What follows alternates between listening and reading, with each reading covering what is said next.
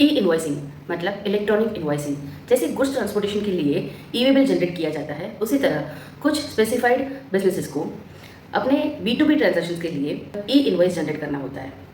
अभी रिसेंटली ई इन्वॉइसिंग में जो अमेंडमेंट आया है, टर्नओवर लिमिट जो डिक्रीज किया है to 5 crore for the applicability of the e invoicing, वो ई इन्वॉइस का 6th फेज है। 6 क्यों? इसके पहले ऑलरेडी 5 बार इन्होंने टर्नओवर लिमिट डिक्रीज की है। पहले ई इन्वॉइसिंग कुछ लार्ज बिजनेसेस और स्पेसिफाइड लोगों को ही एप्लीकेबल था, लेकिन धीरे धीरे इसमें इन्होंने मिड साइज फर्म्स और स्मॉल बिजनेसेस को भी कवर कर लिया। ई इन्वॉइसिंग की एप्लीकेबिलिटी के लिए जो टर्नओवर डिसाइड हुआ था वो सबसे पहले 500 था, मतलब अगर आपका टर्नओवर 500 करोड़ के अबाव है तो ही आपको ई इन्वॉइसिंग एप्लीकेबल था। फिर वो डिक्रीज करके 100 किया, फिर 50, देन 20, देन 10 और अभी जो रिसेंट अमेंडमेंट आया है जो आपको 1 अगस्त 2023 से एप्लीकेबल है वो है 5 करोड़। अगर आपका टर्नओवर 5 करोड़ से ज़्यादा है तो आपको ई इन्वॉइसिंग एप्लीकेबल है। आगे बढ़ने से पहले मैं सीए प्रतिभा वारिया आपके लिए जीएसटी और इनकम टैक्स के अपडेट रिलेटेड वीडियोस लेके आती हूँ। अगर आपको मेरी वीडियो अच्छी लगती है तो प्लीज़ इसे लाइक कीजिए, शेयर कीजिए और मेरे चैनल को सब्सक्राइब कीजिए, इससे मुझे मोटिवेशन मिलता है। अगर आपको कुछ क्वेरीज है तो आप मुझे कमेंट सेक्शन में पूछ सकते हैं। आप मेरा टेलीग्राम ग्रुप भी ज्वाइन कर सकते हैं जिसका लिंक डिस्क्रिप्शन में अवेलेबल है। थोड़ा बहुत ई इन्वॉइसिंग के बारे में देख लेते हैं कि what is E invoicing. E invoicing एक सिस्टम है जहाँ पे B2B इन्वॉइसेस या कुछ स्पेसिफाइड डॉक्यूमेंट्स ये जीएसटी नेटवर्क इलेक्ट्रॉनिकली ऑथेंटिकेट करता है। ई इन्वॉइसिंग सुन के ऐसा लगता है कि आपको सिस्टम पे ऑनलाइन इन्वॉइस जनरेट करना है, लेकिन ऐसा नहीं है। ई इन्वॉइसिंग का मतलब है कि आपने ऑलरेडी जो इन्वॉइसेस जनरेट किया है उसको आपको सिस्टम पे सबमिट करना है। आप जो भी इन्वॉइसेस उस पर सबमिट करते हैं उसको एक आइडेंटिफिकेशन नंबर मिलता है by IRP, that is invoice registration portal, और उसको जीएसटी नेटवर्क मैनेज करती है।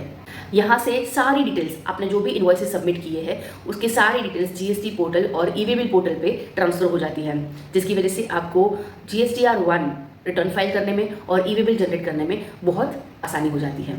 चलिए देखते हैं कि टर्नओवर के बेस पे आपको ई इन्वॉइसिंग कब एप्लीकेबल है। ई इन्वॉइसिंग स्टार्ट हुआ था 500 करोड़ की टर्नओवर लिमिट से, जो एप्लीकेबल किया था 1 अक्टूबर 2020 को। उसके बाद टर्नओवर लिमिट 100 कर दी गई और उसकी एप्लीकेबिलिटी डेट है 1 जनवरी 2021। उसके बाद टर्नओवर लिमिट 50 करोड़ की, जिसकी एप्लीकेबिलिटी डेट थी 1 अप्रैल 2021। फिर 1 अप्रैल 2022 से ये 20 करोड़ हो गया था और फिर 1 अक्टूबर 2022 से इसको 10 करोड़ कर दिया और फाइनली अब 1 अगस्त 2023 से ये 5 करोड़ की टर्नओवर लिमिट कर दी है for the applicability of E invoicing. अब देखते हैं कि ये जो टर्नओवर लिमिट दी है हमें for the applicability of E invoicing, वो हमें चेक कैसे करनी है और हमें ई इन्वॉइसिंग एप्लीकेबल कौन सी डेट से होगा। हमारा टर्नओवर इंक्रीज हुआ, इमीडिएटली नेक्स्ट डे से हमें ई इन्वॉइसिंग करना है कि कैसे होगा। टर्नओवर लिमिट चेक करने के लिए हमें अपना टर्नओवर फाइनेंशियल ईयर 2017-18 से चेक करना होगा। अगर फाइनेंशियल ईयर 2017-18 से लेकर लास्ट मतलब प्रीवियस ईयर तक आपका किसी भी साल में जो टर्नओवर लिमिट स्पेसिफाई की है उस स्पेसिफाइड टर्नओवर लिमिट से ज़्यादा अगर आपका टर्नओवर होता है तो आपको ई इन्वॉइसिंग एप्लीकेबल हो जाती है। मतलब आपको आपका टर्नओवर देखना है फाइनेंशियल ईयर 2017-18 से। अब ये जो टर्नओवर लिमिट हम बता रहे हैं वो एग्रीगेट टर्नओवर में आपके पैन पे जितने जीएसटी नंबर आपने लिए हैं उन सब का टर्नओवर ऐड करना होगा। सो ई इन्वॉइसिंग कब से करना है वो एक एग्जाम्पल के साथ समझते हैं।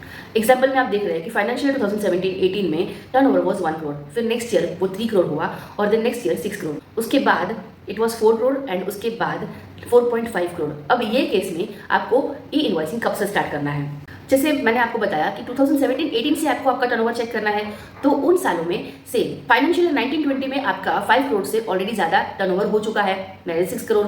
तो अब आपको 1 अगस्त 2023 से ई इन्वॉइसिंग एप्लीकेबल है, आपको 1 अगस्त 2023 से ई इन्वॉइसिंग करना है। अब ये ई इन्वॉइसिंग में कौन से डॉक्यूमेंट कवर करने होते हैं, मतलब आपको कौन से डॉक्यूमेंट्स ई इन्वॉइसिंग पोर्टल पे सबमिट करने हैं। सबसे पहले तो टैक्स इन्वॉइस और उसके बाद डेबिट नोट और क्रेडिट नोट भी आपको सबमिट करने हैं। ई इन्वॉइसिंग में कौन से ट्रांजैक्शंस कवर होते हैं, तो B2B transactions, then business to government sales of goods और services, exports, deem exports, supplies to special economic zone, stock transfer और supplies to distinct person, special economic zone developers and supplies covered under the reverse charge. तो इन सब transaction के लिए आपको ई invoicing compulsory है। ई invoicing किन लोगों का एप्लीकेबल है ही नहीं, मतलब ये ई इन्वॉइसिंग उनको कितना भी टर्नओवर करने की जरूरत नहीं है। सबसे पहले है इंश्योरर, अ बैंकिंग कंपनी और financial institutions including NBFC, goods transport agency or a person supplying passenger transport services, then theaters, then special economic zones and government departments, local authorities, and the person registered as OIDAR, मतलब online information database access and retrieval services. Wait, उसका मतलब है क्या? ऐसी service जो internet के through the जाती है और इंटरनेट के थ्रू ली जाती है, जहाँ पे कोई फिजिकल इंटरफेरेंस नहीं होता, that is called OIDAR services. For example Netflix पे हम लोग सीरीज देखते हैं, मूवीज देखते हैं, वो क्या है, ऑनलाइन सर्विस दी है नेटफ्लिक्स ने हमें, और हम लोगों ने ऑनलाइन सर्विस ले ली है, कोई फिजिकल इंटरफेरेंस इसमें नहीं हुआ है। फिर अमेजन प्राइम, गूगल ड्राइव, ये सारे एग्जाम्पल है OIDAR सर्विसेज के। इन लोगों को भी ई इनवॉइसिंग एप्लीकेबल नहीं है। अब कौन से डॉक्यूमेंट्स के लिए ई इनवॉइसिंग कंपलसरी है, जैसे कि टैक्स इनवॉइस, डेबिट नोट और क्रेडिट नोट, लेकिन डिलीवरी चलान उस पर ये एप्लीकेबल नहीं है। डिलीवरी चलान के लिए हमें ई इनवॉइसिंग नहीं करना।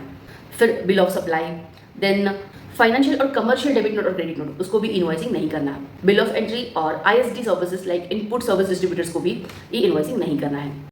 अब कुछ ट्रांजेक्शन्स भी एक्सक्लूड किए गए हैं ई इनवॉइसिंग के लिए, जैसे हम लोगों ने देखा क्या क्या इंक्लूड होता है ट्रांजेक्शन वाइज, उसी तरह एक्सक्लूजन भी देख लेते हैं। ये ट्रांजेक्शन्स के लिए हमें ई इनवॉइसिंग नहीं करना है। सबसे पहला है B2C sales, okay. Then next is nil rated, non taxable और exempt B2B sale of goods और services. Then third is nil rated और नॉन टैक्सेबल और exempt B2G sales of goods and services. Then imports, high sea sales, bonded warehouse sales, वो भी exclude किया है। ये सारे ट्रांजेक्शन्स भी आपको इनवॉइसिंग में नहीं डालने। Then free trade and warehousing zones और सप्लाई अंडर रिवर्स चार्ज, इनको भी ई इनवॉइसिंग एप्लीकेबल नहीं है। अब सेक्शन 9(4) वाला रिवर्स चार्ज है और इन इनवॉइस के लिए आपको ई इनवॉइसिंग नहीं करना है। अब सेक्शन 9(4) मतलब क्या, अगर आप तो GST रजिस्टर्ड है, लेकिन अगर आप किसी वेंडर से बाई करते हैं जो GST में रजिस्टर्ड नहीं है, अनरजिस्टर्ड पर्सन है, तो ऐसे केस में आपको उसका इनवॉइस जनरेट करना है और रिवर्स चार्ज पे, टैक्स पे GST पे करना है।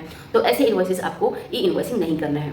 अब ये ई इनवॉइस जनरेट करने की या सबमिट करने की टाइम लिमिट क्या है? 30 अप्रैल 2023 तक तो इसकी कोई टाइम लिमिट नहीं थी, लेकिन 1 मई 2023 से जिनका टर्नओवर 100 करोड़ से ज़्यादा है, उनके लिए ये टाइम लिमिट दी गई थी कि आपको इनवॉइस जनरेट करने के विदिन 7 डेज ई इनवॉइसिंग करना है।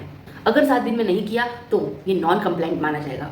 तो 7 दिन का जो टाइम लिमिट है वो उन लोगों के लिए है जिनका टर्नओवर 100 करोड़ से ज़्यादा है, लेकिन बाकी लोगों के लिए कोई टाइम लिमिट सेट नहीं की गई।